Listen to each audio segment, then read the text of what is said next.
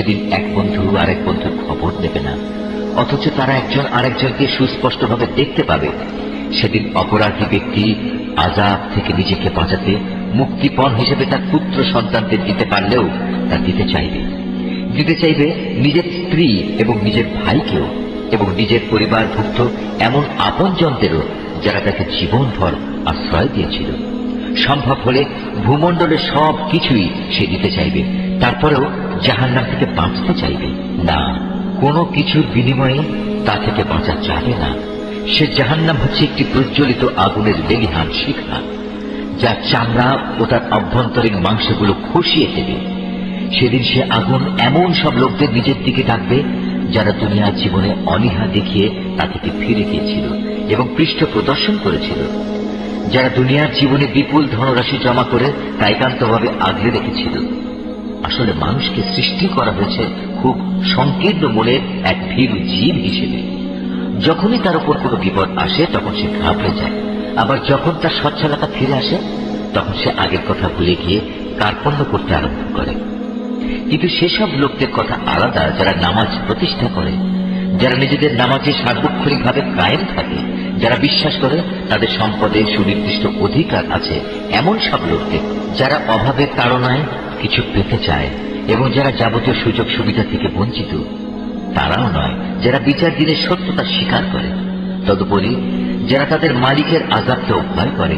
নিশ্চয়ই তোমাদের প্রতিপালকের আযাবের বিষয়টি এমন যে এ থেকে মোটেই নিশ্চিন্ত হয়ে বসে থাকা যায় না।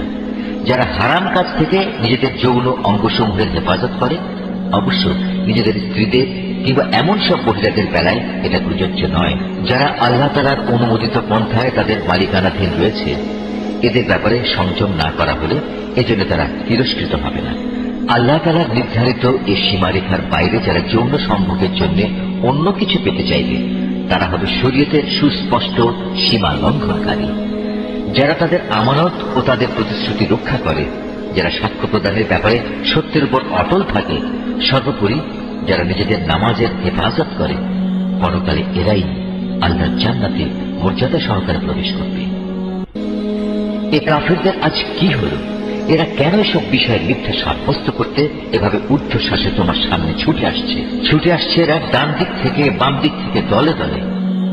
তাদের প্রত্যেক ব্যক্তি কি এ মিথ্যা আশা পোষণ করে যে তাকে আল্লাহর নিয়ামত ভরা জান্নাতে দাখিল করা হবে? না, তা কখনো সম্ভব নয়।